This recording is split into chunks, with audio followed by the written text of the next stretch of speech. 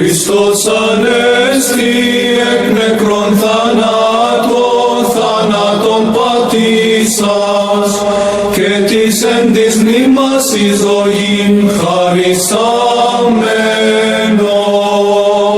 Salve fratres, te triumphidere Patris allegro veritas, liberabit vos.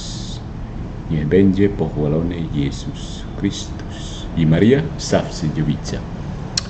So, my friends, kita baru saja memberikan kuliah tambahan kepada Pak Deking Gadas, menjelaskan kepada beliau mengapa Protestantisme memiliki basis, bukan mengapa ya, menunjukkan kepada beliau bahwa basis Protestantisme, terutama Protestantisme fundamentalis, adalah filosofi yang rapuh.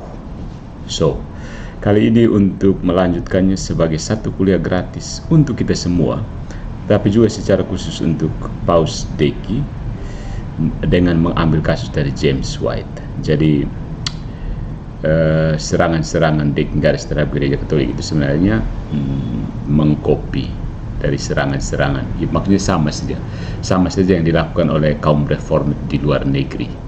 Ya, salah satu contohnya adalah dari James White. Jadi penolakan Deki terutama dalam kasus yang mau kita dibahas pada kesempatan ini adalah perbedaan antara latria dan dulia. Mereka mati-matian menolak perbedaan itu, ya karena diajar oleh Calvin seperti itu. Jadi mau ikut Calvin atau mau jadi heretiknya Calvin. Begitu. Jadi ya mereka akan ikut saja kata-kata Calvin, karena menurut Calvin penyembahan yang dilakukan kepada orang-orang makhluk selain dari Tuhan itu artinya penyembahan berhala. That's it. So mereka tidak pakai pikir lagi, otaknya sudah dicocok hidung oleh Calvin, bukan? Nah, kali ini dengan kasus James White dalam perdebatannya dengan Patrick Madrid, seorang apologet Katolik, kita akan melihat bagaimana kasus yang sama muncul kembali dalam diri Deking Gadas, dan kita akan menunjukkan bahwa Deking Gadas salah memahami kitab suci dan tradisi gereja, ya, tradisi kekristenan pada umumnya. Karena memang Protestan versi Calvinis memang inovasi dari Paus Calvin, bukan? Paus Calvin kemudian pengikutnya ya James White, kemudian di Indonesia ada Deking Gadas. Nah, so what do you think? Vamonos. Jadi untuk video ini saya beri judul jadi yang Protestan pasang telinga ya, ini kebenaran loh. Orang Katolik kalau mengajar itu mengajar kebenaran, bukan protes-protes kepada siapapun. Orang Protestan juga perlu diajar. Jadi kali ini saya mau mengajar Deking Gadas berdasarkan kasus James White. So, video ini saya beri judul Kasus James White dan kuliah gratis untuk Deking Gadas, pengikut Calvin atau penganut Calvinisme tentang perbedaan latria dan dulia. Di sini yang Calvinis tap-tap layar ya. Oke. Bertahun-tahun yang lalu dalam perdebatan dengan apologet Katolik Patrick Madrid, mereka masih hidup sekarang. Saya Patris Allegro, yang dedengkot saya ini namanya Patrick Madrid. James White, seorang apologis reformasi, itu menolak temuan konsili ekumenis ke-7 karena berkaitan dengan penghormatan terhadap ikon dan orang-orang kudus yang mereka wakili. Ya, jadi jelas sekali ya, James White dan Deking Gadas itu sebenarnya menolak konsili gereja. Bayangkan, itu juga masih ikut dong. Konsili Nicea kedua, singkatnya, mengatakan bahwa baik Allah maupun orang-orang kudus dapat dilayani. Allah itu dilayani melalui penyembahan, istilah Yunani yang disebut latria, yang secara harafiah berarti pelayanan, dan orang-orang kudus melalui penghormatan, istilah Yunani yang disebut dulia, yang juga secara harafiah berarti pelayanan. So, poin pertamanya adalah bahwa Deki dan James White menolak konsili Nicea yang kedua. Sebenarnya penolakan ini dilakukan oleh John Calvin. Dua orang ini hanya pengikut doang. Deki dan James ya. Oke. Nah, perbedaan yang ditolak oleh James White dan kemudian Deking Gadas dalam papal audiens terbarunya, perbedaan ini mereka lakukan perbedaan antara dulia dan latria itu ditolak oleh Deki dalam papal audiens terbarunya karena Dia memandang penghormatan dan penyembahan sebagai satu dan sama. Sudah 2 kali dalam video ini dia menegaskan bahwa doa itu selalu penyembahan, selalu penyembahan. Jadi mereka sama sekali mengabaikan konsili kan. Dalam kata-kata James White sendiri, argumennya tentang mengapa doa itu selalu ada penyembahan dan hanya kepada Tuhan itu dapat disimpulkan sebagai berikut. Septuaginta Yunani tidak membedakan antara terjemahan dari 2 kata itu, yaitu latria dan dulia dari kata ibadah Ibrani abad, dan kita dilarang untuk memabukkan, kita dilarang untuk melayani, menyembah siapapun selain Tuhan. Bab 52 ayat 30 tentang peribadatan. Nah, dia juga menegaskan bahwa ketika kita datang kepada perjanjian baru, tiba pada perjanjian baru, kita menemukan bahwa sama sekali tidak ada perbedaan yang dibuat antara dulia dan latria yang relevan dengan ibadat agama. Ya. Karena yang sebelumnya, James White ini menyimpulkan bahwa tidak ada dasar di balik perbedaan latria dan dulia seperti yang ditetapkan dalam konsili ekumenis tersebut, karena Tuhan diberikan dulia dan latria dalam kitab suci. Ini sama dengan argumen De Kingadas kan, memberikan dulia kepada orang suci sama dengan menyembah Tuhan. Oleh karena itu penyembahan berhala. Jadi kesimpulan yang sama antara James dan Deki. Kenapa? Sama-sama pengikut Calvin, bukan? Jadi Calvin menolak konsili dan Dojo ikut Calvin tolak konsili. Oke. Nah, apakah James White ini benar dalam kesimpulannya? Singkatnya, tidak. Karena dia salah dalam pernyataan bahwa latria dan dulia memiliki aplikasi yang sama dalam kitab suci. Salah. Deki salah juga. Ya. Deki yang ikut James White dan ikut John Calvin itu salah juga. Ya.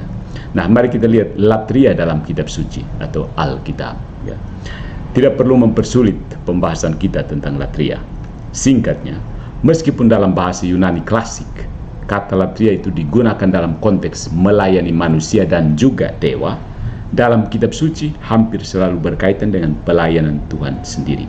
Hanya 2 kali dalam seluruh kitab suci mengacu pada dewa-dewa, yaitu di dalam Septuaginta dan New Testament.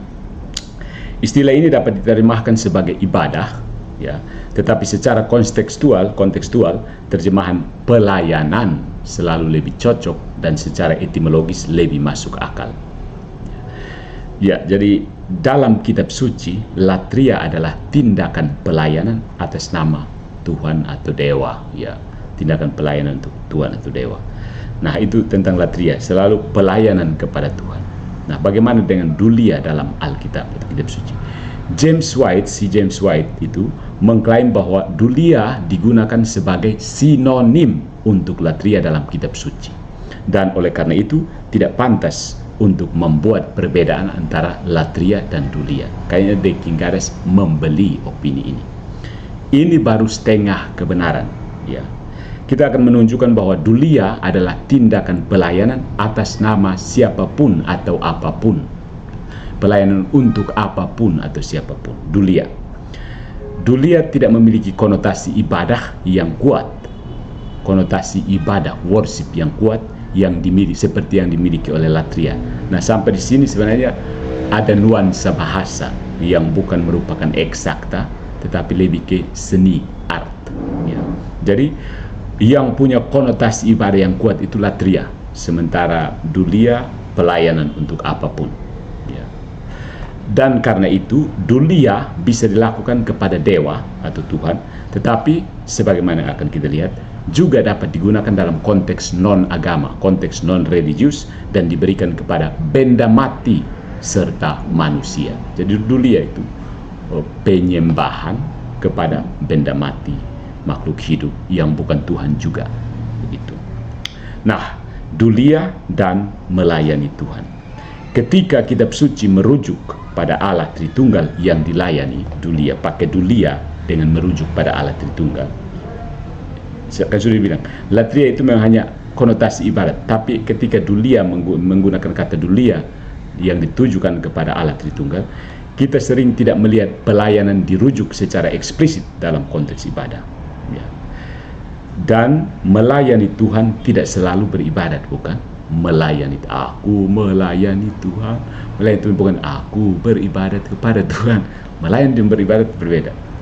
Melayani Tuhan tidak selalu beribadat, meskipun tentu saja itu dilakukan dengan benar. Ya, melayani dengan benar belum tentu beribadat. Ya, dulia kepada Tuhan maksudnya. Nah, inilah sebabnya mengapa kita melayani Allah dan bukan uang. Lukas bab 16 ayat 13. Melayani, berdulia hukum Allah. Roma bab 7 ayat 25. Melayani, berdulia kepada Kristus dalam puasa. Roma bab 14 ayat 18.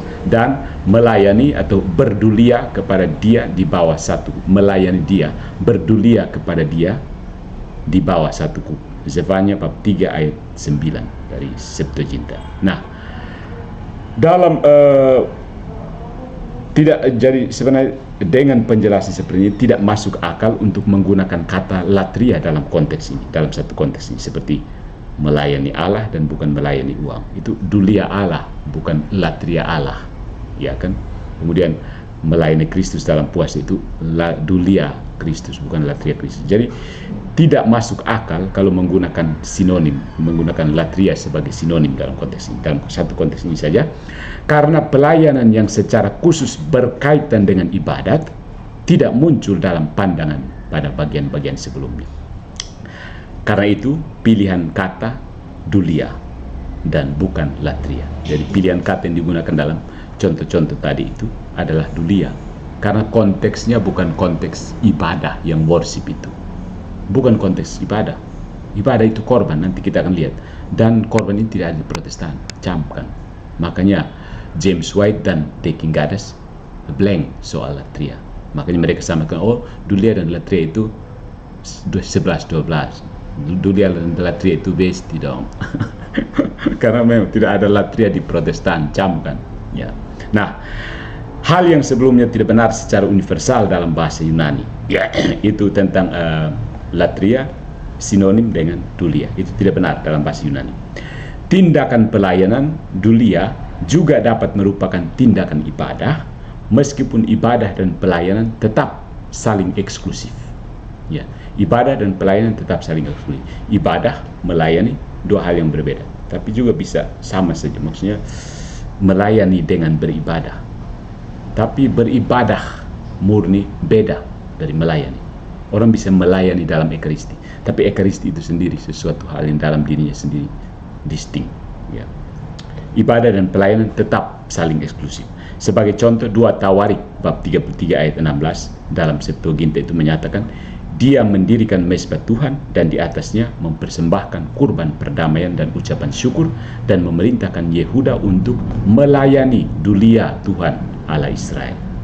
Jadi kita dapat melihat dengan jelas bahwa apa yang dibicarakan di sini adalah kebaktian liturgi, seluk-beluk harafiah, ya, dari melakukan pengorbanan, melakukan tindakan pengorbanan. Jadi pengorbanan sendiri, sacrifice, adalah tindakan pelayanan yang digunakan untuk peribadatan. Nah, jadi dulia dapat digunakan dalam konteks ibadat, hanya saja tidak eksklusif dalam arti seperti latria. Nah, itu tentang dulia dan melayani Tuhan. Dulia dan dulia kepada Tuhan tidak se-eksklusif latria kepada Tuhan. Kemudian kita akan melihat juga dulia dan melayani pihak lain yang bukan Tuhan. Dulia kepada yang lain. Jadi ada dulia kepada Tuhan, tapi itu belum latria. Ada latria kepada Tuhan, tapi ada dulia kepada Tuhan juga, dan ada dulia kepada pihak lain. Dalam kitab suci, dulia sering digunakan untuk melayani orang dan dewa-dewa palsu. Ya.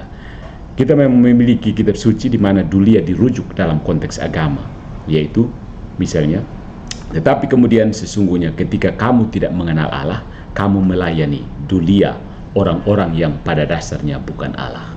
Ya. Galatia bab 4 ayat 8. Namun karena kata dulia hanya berkaitan dengan tindakan pelayanan yang mungkin atau mungkin tidak berhubungan dengan ibadah, seharusnya tidak mengejutkan kita melihat dulia digunakan dalam konteks yang sama sekali tidak religius. Ya.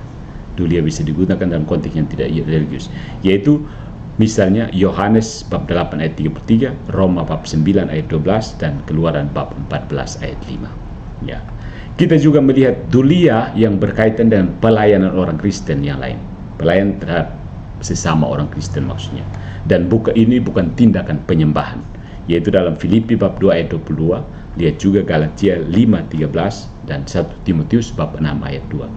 Jadi tidak benar untuk satu penggunaan istilah latria dalam kitab suci yang mengurangi penggabungan istilah dari James White itu sendiri. Ya. Nah, posisi gereja Katolik dengan melihat dulia dan latria ini menjelaskan ada latria, ada hiperdulia. Nah, masalahnya ada kata hiperdulia. Mungkin bagi sebagian orang karena hiperdulia ini seolah-olah sudah menjadi latria. Tapi tetap saya namanya hipernya dia tetap dulia. Ya.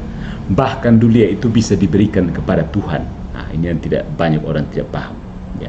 Jadi pada posisi gereja Katolik dalam memandang latria dan dulia, orang Katolik mengatakan kita bisa melayani orang-orang kudus yang dikanonisasi mirip dengan cara kita melayani orang Kristen lain yang hidup, ya, dengan penghormatan, dengan respek, dengan rasa hormat dan penuh kasih, ya. Ya, ini kemudian kita harus singgung juga tentang Communio Sanctorum, ya, karena orang Katolik tetap terhubung. Kematian tidak memisahkan orang Katolik, ya. Nah, supaya menjadi ringkas, kita bahas bagian-bagian yang secara eksplisit mengatakan ketika kita melayani dulia manusia, kita sebenarnya melayani dulia Tuhan. Ketika berdulia kepada manusia, saat itu kita sedang berdulia kepada Tuhan sendiri. Para hamba, taatlah kepada mereka yang menjadi tuanmu menurut daging, dengan ketakutan dan gemetar, dalam ketulusan hati, seperti kepada Kristus, dengan niat baik melakukan pelayanan dulia seperti kepada Tuhan dan bukan kepada manusia. Efesus bab 6 ayat 5 dan ayat 7. Para hamba, taatilah dalam segala hal tuanmu menurut daging, bukan dengan pelayanan mata seperti yang menyenangkan manusia, tetapi dengan ketulusan hati, takut akan Tuhan. Dan apapun yang kamu lakukan, lakukanlah dengan sepenuh hati, seperti kepada Tuhan dan bukan kepada manusia, karena mengetahui bahwa dari Tuhan kamu akan menerima upah warisan, karena kamu melayani dulia Tuhan Kristus. Kolose bab 3 ayat 22 sampai 24. Jadi harus diingat secara logika, seorang budak tidak perlu diperintahkan untuk menyembah majikan mereka.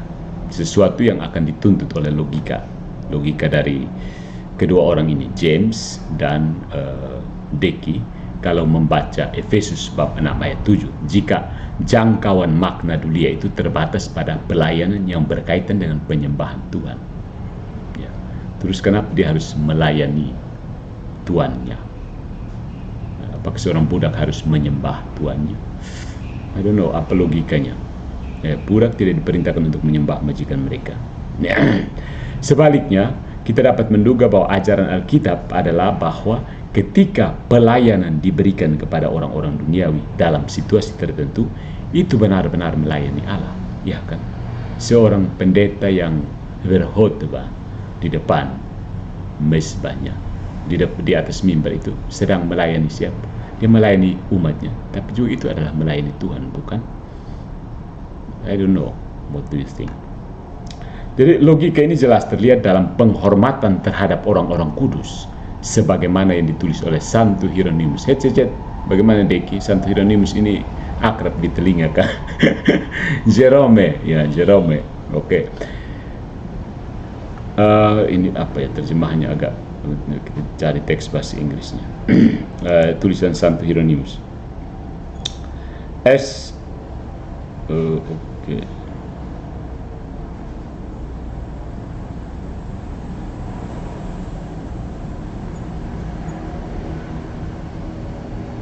We honor God when we do those things.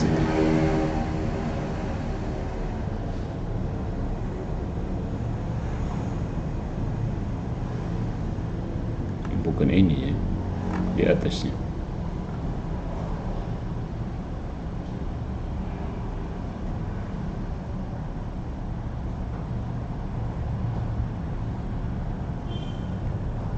Ya. We, it is true, refuse to worship or adore. I say not only the relics of the martyrs, but even the sun and moon, the angels and archangels, the cherubim and seraphim. For we may not serve the creature rather than the creator, the creature rather than the creator, who is blessed forever. Romans bab 1 ayat 25. Still, we honor the relics of the martyrs, that we may adore him whose martyrs they are.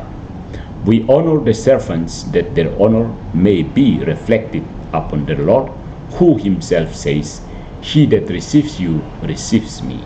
Matthew bab 10 ayat 40. Letter 109 paragraf 1. Kira-kira artinya apa ya? Terjemahannya jadi kemana-mana. Oke. Kita ini benar menolak untuk menyembah atau memuja. Aku mengatakan tidak hanya relik para martir, tetapi bahkan matahari dan bulan, malaikat dan penghulu malaikat, kerubim dan serafim. Karena kita tidak boleh melayani makhluk daripada Sang Pencipta yang diberkati untuk selama-lamanya. Roma bab 1 ayat 25. Masih kita hargai peninggalan relikwi para martir agar kita dapat memuja Dia yang adalah martir-martirnya, yang memiliki para martir itu. Kita menghargai para pelayan, bahwa mereka menghargai, dapat direnungkan pada Tuhan, dapat merefleksikan pada Tuhan mereka sendiri yang berfirman, Dia yang menerima kamu, menerima aku. Maksudnya kita menolak untuk menyembah atau memuja lain-lain, hanya menyembah Tuhan saja, bahkan kerubim dan serafim pun tidak disembah. Tetapi kita tetap menghormati para martir, relikwi-relikwinya, karena dengan menghormati mereka, kita menghormati Tuhan. Sebagaimana Tuhan sendiri berfirman, barang siapa menerima kamu, ia menerima aku. Begitu tulisan dari Jerome. Ya. Nah, kemudian mari kita lihat kata proskuneo atau penghormatan dalam kitab suci. Yang muncul di sini adalah ketika berbicara tentang latria, hiperdulia dan latria, hiperdulia dan dulia dalam video-video Deki tentang perawan Maria dan para kudus. Deki dan sama dengan James White sama sekali tidak menyinggung proskuneo. Proskuneo itu juga penghormatan dalam kitab suci. Kata proskuneo, saya tidak tahu kenapa. Sama dengan James White, Deki Gadas juga tidak benar-benar menyentuh istilah proskuneo. Kenapa demikian? Hal ini patut kita diskusikan karena membantu kita memahami konsep ibadat dalam konteks bahasa Alkitabiah, bahasa Biblis. Proskuneo hampir selalu digunakan untuk mengartikan penyembahan dengan hormat dalam Perjanjian Baru. Misalnya Matius bab 4 ayat 10 menyatakan, engkau harus menyembah proskuneo Tuhan, dan hanya Dia yang harus kamu layani, latria. Engkau harus menyembah proskuneo Tuhan, dan hanya Dia yang harus kamu layani, latria. Satu-satunya pengecualian utama adalah Matius bab 18 ayat 26, di mana seorang hamba berlutut proskuneo dan memohon kepada majikannya untuk mengampuni hutangnya. Proskuneo, menyembah di situ. Jadi saya ini bisa proskuneo kepada orang tua saya, menyembah dalam pengertian itu. Yesus dalam menceritakan perumpamaan ini menyadari bahwa kata itu umumnya berarti penyembahan, seperti yang digunakan di seluruh Perjanjian Baru. Tetapi sebaliknya dapat secara sah diterjemahkan dengan bersujud. Ya, jadi saya bisa bersujud kepada orang tua saya bisa berpreskuneo kepada orang tua saya bisa menyembah orang tua saya. Kita melihat terjemahan ini digunakan dalam Perjanjian Lama seperti dalam 1 Samuel bab 20 ayat 41. Dengan memilih kata ini, proskuneo, dalam Matius bab 18 ayat 26, untuk budak yang bersujud kepada majikannya, Kristus meyakinkan para pendengarnya bahwa majikan adalah tipologi bagi Allah sendiri. Jadi kesimpulan kita adalah ketika James White yang diikuti Deki Gadas, yang pada gilirannya keduanya sama-sama mengikuti John Calvin, menegaskan bahwa ibadat Alkitab yang benar mencakup kedua konsep dulia dan latria bersama-sama. Itulah sebabnya Septuaginta Yunani tidak menerjemahkan abad dengan satu kata tertentu, karena kata Ibrani lebih kaya dari itu. Ya. dari videonya itu pada menit ke 55, 55 menit 55 detik 19. Dan apa yang dikatakan James White di sini benar. Benar. Penyembahan adalah kata yang sangat kaya. Ya, bahasa Indonesia saya menyembah ini bisa apa saja kan. Dan cara kita menyembah Tuhan terkadang merupakan tindakan terbuka, dan terkadang hanya dengan bagaimana kita hidup dan memperlakukan orang lain. Mengakui sebanyak ini, bagaimanapun juga tidak membenarkan penentangan White dan Deki terhadap konsili Nicea kedua. Dia bisa membenarkan. Memang benar untuk mengatakan bahwa kebingungan ya, dua Protestan ini, James dan Gadas, berasal dari perlakuan yang terlalu sederhana terhadap terminologi Yunani. Karena itu ya juga hanya karena Tuhan dapat dilayani dulia, karena Tuhan bisa di dulia, itu tidak membuat istilah itu setara dengan latria. You got it? Karena kita bisa berdulia kepada Tuhan, itu bukan berarti istilah dulia sama dengan latria, ya, setara dengan latria, atau sesuatu yang dilakukan secara eksklusif kepada Tuhan, sebagaimana yang sudah kita lihat contoh-contoh tadi. Tapi ada sesuatu yang lebih mendalam di balik kesalahpahaman dua mister ini, Mr. White dan Mr. Gadas, tentang perbedaan antara dulia dan latria. Ya. Akar penyebab kesulitan pemahaman mereka itu dalam membedakan antara latria dan dulia adalah karena mereka salah memahami apa yang kita lakukan sebagai ibadah sejati di dalam Alkitab. Tadi saya bilang apa? Mereka dua blank soal ibadat. Ya. There is no worship in Protestantism. I have said before. Ya. Ketika kita orang Katolik mempersembahkan dulia kepada orang-orang kudus, kita melayani mereka melalui doa dan penghormatan. Tetapi kita tidak mempertimbangkan ini sebagai penyembahan. Ini bukan karena kita tidak tahu tentang kitab suci. Bahkan atas dasar Alkitablah kita tidak menganggap hanya memberi penghormatan dan meminta doa sebagai hal yang berhubungan secara eksklusif dengan ibadat. Ya. Ini karena orang kudus tidak menerima kurban persembahan, yang merupakan cara yang tepat dan normatif dalam kitab suci untuk menyembah dewa apapun. Ya. Di Protestan ada kurban kan? Kurban Ekaristi. Kayaknya tidak ada kan? Hari Minggu, kalau saya amati melalui live streaming itu, there is no sacrifice. Tidak ada kurban yang dipersembahkan untuk Tuhan. Ya kan? So, yang ada di situ hanya dulia. Tidak ada latria. Makanya James White dan Deki Gadas serta saya rasa semua Protestan blank soal latria. Maka ketika mereka melihat dulianya orang Katolik, mereka pikir itu latria sudah. Kemudian mereka berteriak-teriak, oh penyembahan berhala, penyembahan berhala. Pelayanan, kecuali itu adalah sacrifice atau pengorbanan, bukanlah ibadat. Ya. Jadi penyembahan kalau bukan sacrifice, itu sejatinya bukan penyembahan. Penyembahan kecuali itu adalah sacrifice, pengorbanan, itu bukanlah penyembahan yang sejati. Nah, itulah perbedaan Alkitab, perbedaan Alkitabiah yang tidak dibuat oleh James dan Deki karena tradisi ekstra Alkitabiah, yaitu opini-opini teologis dari Johannes Calvin. Sampai sini paham? Itu tradisi ekstra biblikal, inovasi orang-orang abad ke-16 yang kita minum kopi habis bonde pun ampas.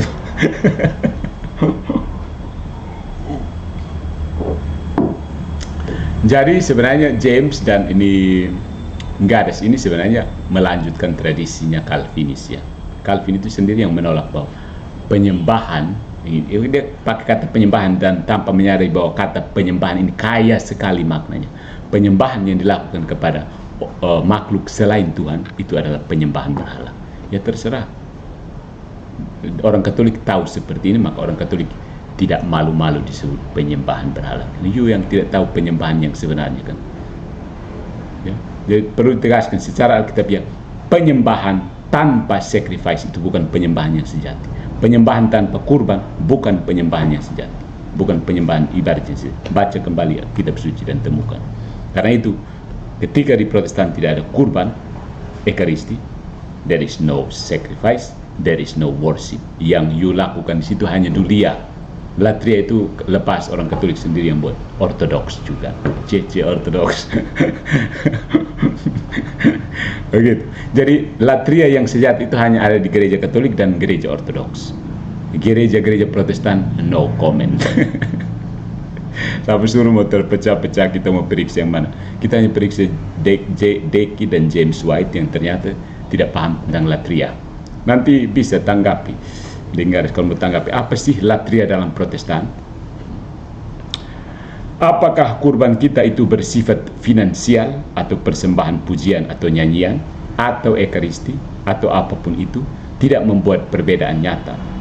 Sacrifice, kurban, pengorbanan adalah apa yang merupakan ibadat sejati. Kita tahu apa itu kasih karena Kristus menyerahkan nyawanya bagi kita. 1 Yohanes bab 3 ayat 16. Pengorbanan, kurban, sacrifice adalah esensi dari cinta dan pengabdian.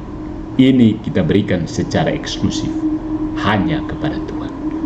Dan so said ya, tidak ada di Protestan. Sekali lagi tidak ada. Kalau ada, jelaskan kepada saya apa sih pengabdian kurban yang diberikan Protestan kepada Tuhan. Nanti tanggapi supaya saya lanjut tanggapi karena menarik. Saya bayangkan kira-kira kamu pun tanggapan nanti kemana. Begitu. Jadi no, blank. Latria yang sejati itu hanya ada di gereja Katolik dan skismatik Bizantin, yaitu gereja Ortodoks Timur. Gereja-gereja apostolik maksudnya, dengan sakramen Ekaristi. Jadi pelayanan dalam arti yang lebih umum, meskipun masih merupakan kebaikan positif, itu dapat diberikan kepada siapa saja atau apapun, ya. Penyembahan, ya, pelayanan atau penyembahan sebenarnya kata bahasa Indonesia, penyembahan dan pelayanan itu sedikit maknanya sedikit sama ya.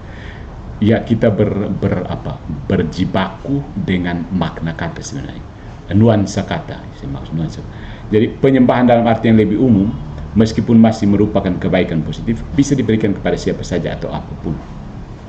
Ya, kita orang Katolik meminta orang-orang yang kita hormati untuk doa-doa mereka dan memberi penghormatan kepada mereka dengan pelbagai cara sepanjang waktu.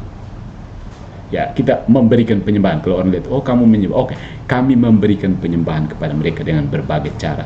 Dan tidak ada dari kami orang Katolik yang bingung bahwa itu adalah ibadat yang membutuhkan kurban.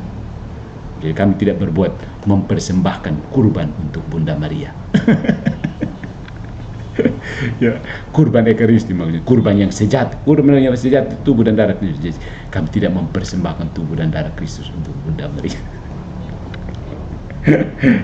Jadi tidak ada dari kami orang Katolik yang bingung dengan penghormatan kepada orang kudus dengan penyembahan kepada Tuhan. Sebaliknya, kami orang Katolik menghormati Tuhan sewaktu kami melakukan hal-hal ini. Penghormatan kepada para kudus dan santo, perawan Maria dan santo-santa itu, menghormati mereka secara benar, itu artinya kami menghormati Allah. Sebagaimana kata-kata Hieronymus sendiri tadi, kami menghormati para martir-martirnya dan relikwi para martir-martirnya karena semua itu berasal dari Tuhan. Mereka adalah martir-martir Tuhan. Maka ketika kami memperlakukan mereka, itu sama dengan memperlakukan Tuhan. Karena kata-kata Tuhan sendiri menurut Hieronymus, barang siapa menerima kamu, ia menerima aku. Kata-kata Yesus kan. Dan barang siapa menerima aku, kata Yesus, ia menerima dia yang mengutus aku. Jadi so simple ya, hanya karena Protestan masuk, jadi Calvin datang tipu muslihat banyak orang. Begitu. Jadi sebagaimana yang ditunjukkan oleh Santo Hieronymus, penyembahan atau pelayanan yang membawa kehormatan bagi umat Allah sebenarnya menghormati Allah sendiri. Ya. Menghormati para kudus itu sebenarnya membawa kepada penghormatan terhadap Allah. Lagi pula jika kita dapat melayani Tuhan dengan melayani orang-orang di bumi, terutama majikan budak yang keras, 1 Petrus bab 2 ayat 18, adalah benar untuk melayani Tuhan dengan melayani saudara-saudara Kristen kita. Dan dengan demikian, betapa lebih benar ini bagi orang-orang kudus yang kenangannya layak dihormati dan doa-doanya didengar di surga oleh Allah sendiri. Wahyu bab 6 ayat 9 sampai 11, bukan? Nah, jadi James White seperti De King Gadas juga mungkin dengan nyaman, ya dengan gembira mengutip Santo Hieronymus ketika santo ini berpendapat bahwa bapak gereja lain yang diduga lebih bodoh punya kanon Alkitab yang salah. Ya. Jadi Deki dan James saya yakin akan dengan senang hati mengutip Santo Hieronymus ketika mereka berpendapat bahwa bapak-bapak gereja yang lain lebih bodoh dari Santo Hieronymus karena memiliki kanon Alkitab yang salah.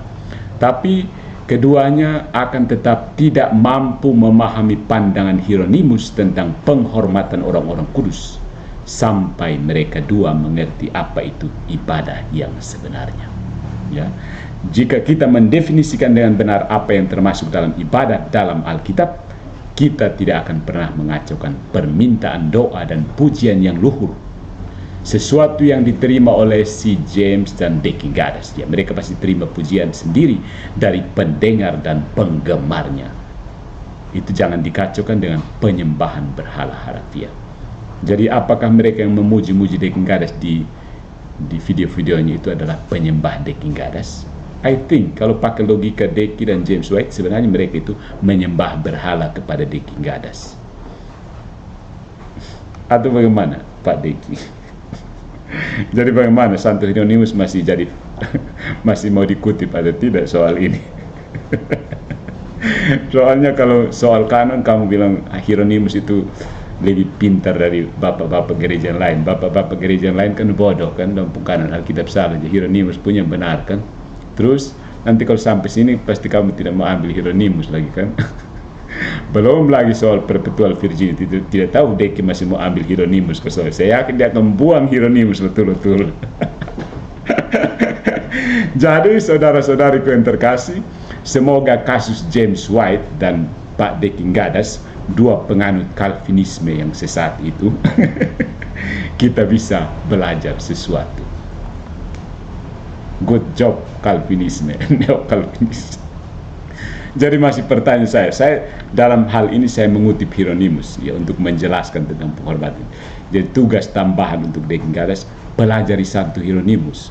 Karena soal kanon rupanya kamu benar-benar fanboynya Santo Hieronymus soal kanon kitab suci ya.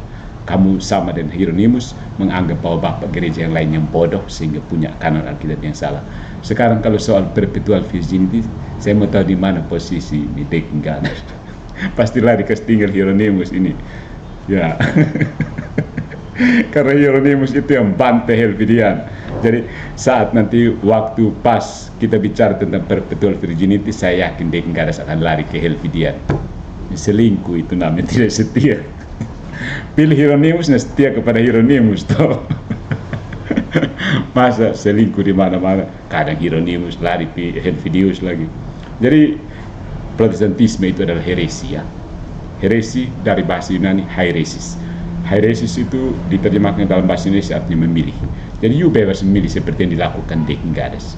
Jadi dengar presentasinya bagus, dia akan pilih-pilih semua argumen yang dia senang dia ambil.